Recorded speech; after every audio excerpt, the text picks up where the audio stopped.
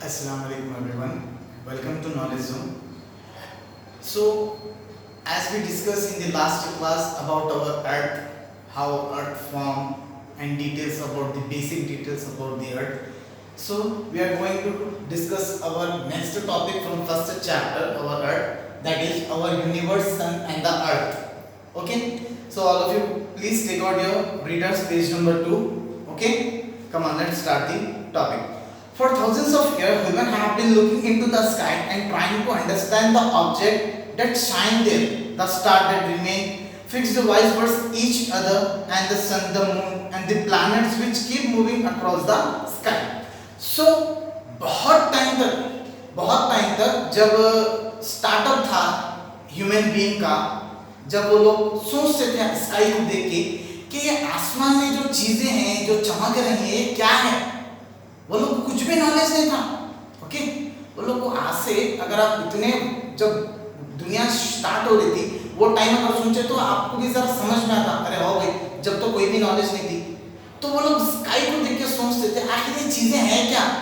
दिन होते कि चेक गोले के जैसा चमक रहा, शाम हो गए तो एक अलग रोशनी दिख रही, फिर स्काई में पूरे चमकते रह रहे, तो आखिर ये क्या चीज है.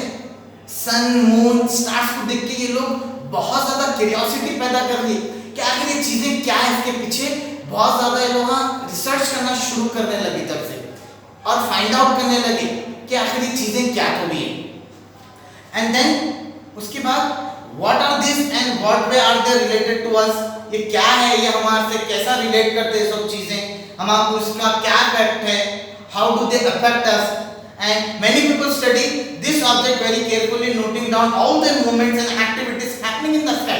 तो बहुत सारे लोग क्या करने लगे, उसके मेजरमेंट्स लेने लगे, उसके मूवमेंट्स, उसके हर चीज नोट करने लगे कि सन कब आ रहा, मून कब आ रहा, स्टार्स कब आ रहे, कब जा रहे हैं, ये सारी चीजें क्या करने लगे, नोट करने लगे सब चीजें वो टाइम के peoples. And then they try to figure out what this object and how they move and work. उसके बाद लिख के उसके पीछे सोचने लगे कि ये चीजें आखिर वर्कआउट कर रही कैसा, ये चीजें मूव कैसा हो रहे हैं आसमान में, ये सब हो रहा कैसा, ये सारी चीजों के ऊपर रिसर्च करना स्टार्ट कर दिए वो वक्त में scientists. And initially people thought that the earth was firm and stationery and all other went around it. तो जब स्टार्टिंग में जब लोग क्या सोचते थे कि अर्थ क्या है, एक जगह पे रुका हुआ है और सारी चीजें इसके रिवॉल्व में फिर रही, ऐसा सोचते थे. बट एक्चुअली में ऐसा है क्या? नो ना, right.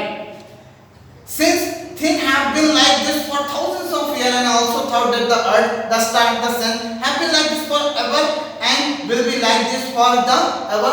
Ptolemy proposed this as a geocentric theory without any change. तो टॉलेमी ऐसी थ्योरी बताई, जियोसेंट्रिक थ्योरी, जहां पर उनका मानना ये था कि अर्थ बीच में है और बाकी की चीजें इसकी क्या हो रहे हैं, रिवॉल्व, यानी कि अर्थ है तो मून, सन, प्लैनेट और बाकी के जितने भी स्पेस में चीजें इसके अर्थ के रिवॉल्व में अराउंड हो रहे बोल के इस तरह का पहले लोग समझते थे, मानते थे, और ऐसा कई सालों तक मानते रहे कि अर्थ बीच में बोल के.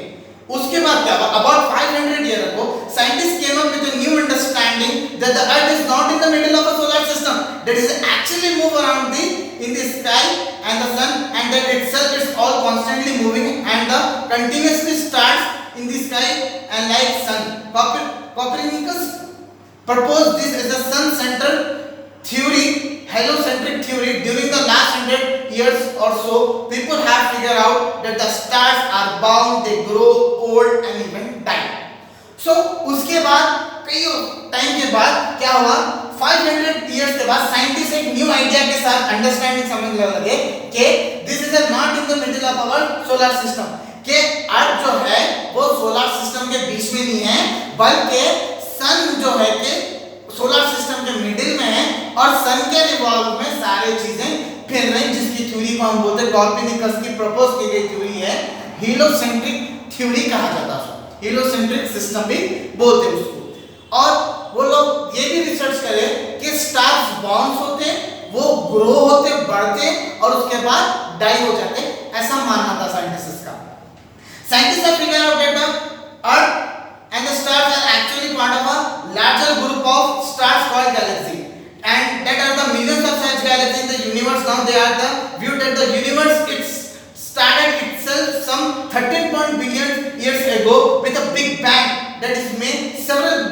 Year later.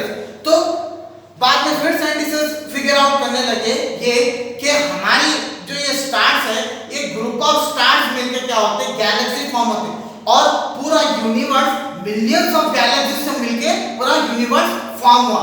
ये साइंटिस्ट रिसर्च करके हमको पता है। और साथ ही साथ इनका ये मानना है कि कईयों बिलियन पहले यूनिवर्स इटसेल्फ यानी कि खुद ही से स्टार्ट हुआ।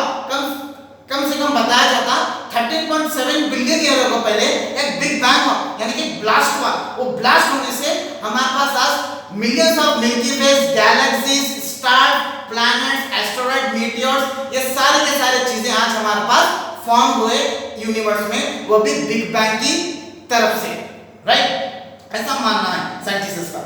For this galaxy were formed within the galaxy, star were formed and around many star, planet formed and went around them.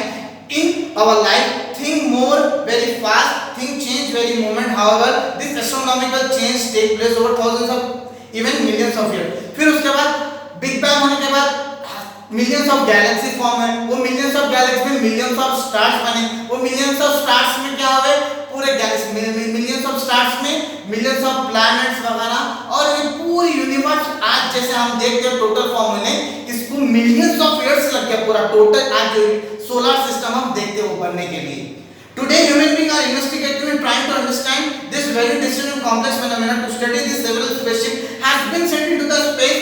Human have even landed on the moon. So as you know, अब आज हम बहुत सारे investigations कर रहे हैं, space में बहुत सारे सैटेलाइट स्पेसशिप भेज रहे हैं ताकि हम यूनिवर्स के बारे में और डेप्थ में